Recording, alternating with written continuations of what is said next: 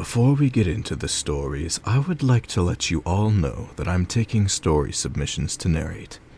I will credit you in the description of the video unless you ask me not to, so if you have an experience or story in mind that you would like me to read, then you can email me at feedingonfear@gmail.com, and I will be sure to include it in my videos.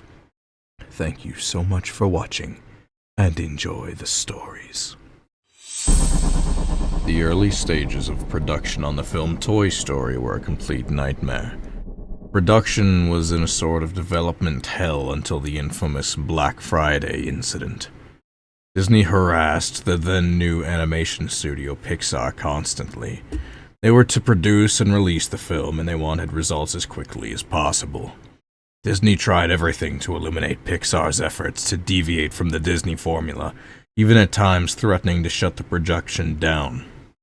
Disney sent notes on revision that they thought would improve the film. They insisted through their notes, which all read, "Edge. The film needs more edge." People working on the film at the time struggled so hard to maintain all of Disney's notes and demands. Once a week, they were required to fly across the country to the Disney offices to present them with progress. Every time, they were met with the same response.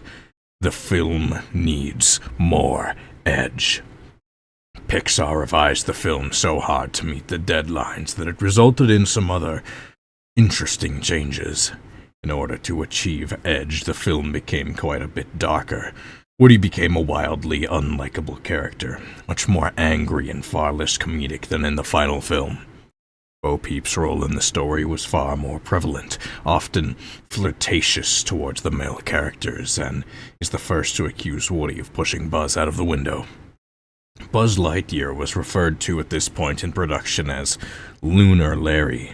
He's highly reminiscent of an older superhero, talking in a deeper voice and is even more deluded and ignorant of his surroundings. The other toys were relatively unchanged, save for minor aesthetic differences. Pixar employees worked 24/7 non-stop. Director John Lasseter joked on more than one occasion that he had the best parking space at the office because his car hadn't moved for over 3 days. Some of the writers and storyboard artists began to suffer from chronic insomnia. A few writers reported seeing visions of Buzz and Woody taunting them on their lack of progress, chanting that the film needs more edge. Many of the initial writers quit due to the stress it was putting on their personal lives, much to the distress of the remaining crew. By November of 1992, there were 2 of the 5 writers left and only 1 of the 3 storyboard artists. The remaining storyboard artist was named Ralph Thompson. He joined the Pixar team in the winter of 1987, working on short films such as Tin Toy Knick Knack. He, at that time, did some storyboard work for The Nightmare Before Christmas with fellow artist Joe Ranett. Joe came down with a serious illness and hadn't been to work in a week, and Ralph worked constantly in fear of the inevitable correction by Disney. More edge. The film needed more edge. Each presentation meant another row of sleepless nights of rewriting and redrawing the same characters in the same bedroom, over and over. It was maddening. One morning, John Lasseter, Andrew Stanton, and other higher-ups at Pixar came into the office and told everybody what happened at their last meeting. Disney felt that things were not looking very good for the film and demanded that, in less than a week, they see the complete film and story reels, with massive revisions. There was a general groan and whining from the crew, and they went back to work.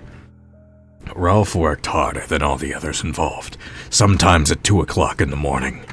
One of the writers would walk into Ralph's office with a packet of newly written scenes. More to draw, and with more drawings meant more scratch voice work. He had Disney's vague instructions racing through his mind. More edge. It had to be edgier. We want results, people. Edgier. This is business. Move on to more edge already. He thought himself crazy. The film needed an edge. It needed to be darker, more cynical. It needed more adult humor in situations. It needed an attitude. Of course, Ralph. How couldn't you see it sooner? Edge. All of those hundreds of hours bent over a desk, and all you needed was edge. Why didn't you listen sooner? He gave the film an edge. The story reels were flown over with the main crew to the head offices at Disney. The date was November 27th, 1992, Black Friday. The film was brought into the Disney screening room. The reel was about 48.5 minutes long. The movie started out as a Western-style shootout between Woody and Andy, resulting in Andy being shot down. It's revealed that this was just a game played inside of Andy's mind. The film continued on with little problems for about the first 20 minutes or so, though several gags seemed off with the overall tone of the film. For example, Mr. Potato Head would pull one of his eyes out and kick them under Bo Peep's dress for a little look-see. There were several scenes of Woody yelling at the toys to stop caring about Buzz and to pay attention to him, culminating in insults and minor acts of violence. The scene comes where Andy can only take one toy to Pizza Planet, and Woody pushes Buzz out the window. Woody offers to shake hands with Buzz, only to throw him out the window. There's a stark smashing noise. The other toys are shocked and antagonize Woody for what he'd done. Woody shows a little remorse and screams at Slinky Dog to make the toys stop harassing him. After much yelling, one of the Green Army men saying the word "goddamn," the toys grab Woody and toss him out the window as well. He falls onto the ground with a low thump, and cheering is heard from the interior of the house. The quality on the storyboards become much less refined and almost like chicken scratch. Woody gets up and sees Buzz, and his body shattered on impact. His arms and legs were broken off and located a few inches away. There was a large crack down the middle of the chest, revealing a mess of buttons and wires inside. He gave off a sort of electrical twitch motion in his head. His eyes locked as if they were about to pop out of their plastic sockets.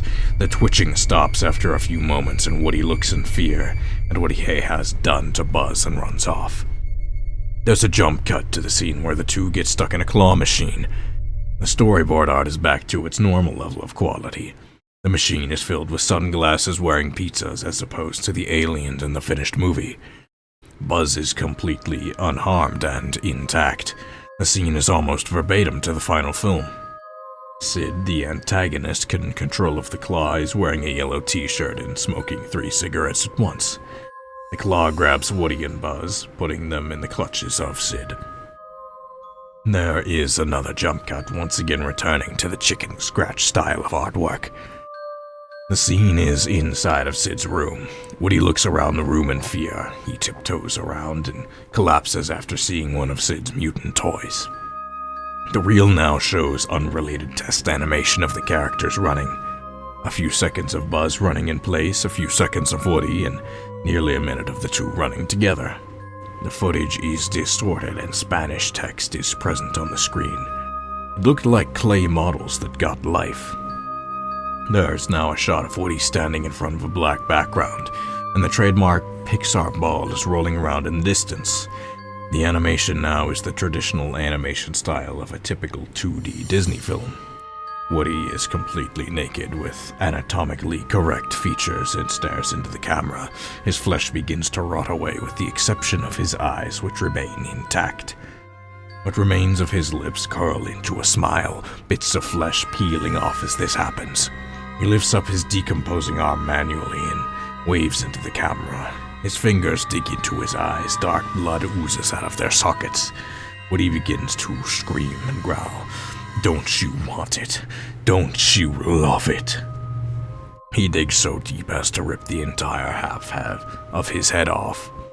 Woody gives a sigh of relief and begins eating the flesh off of the skull before tossing it aside and writes the word edge on the screen with his rotting fingers.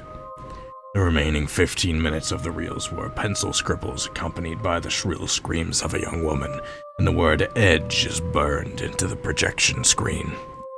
The screening ended in complete silence. Chairman of Disney at that time, Jeffrey Katzenberg, walked out of the screening, quietly telling his colleagues, "Notes, they were following all the notes we were giving them."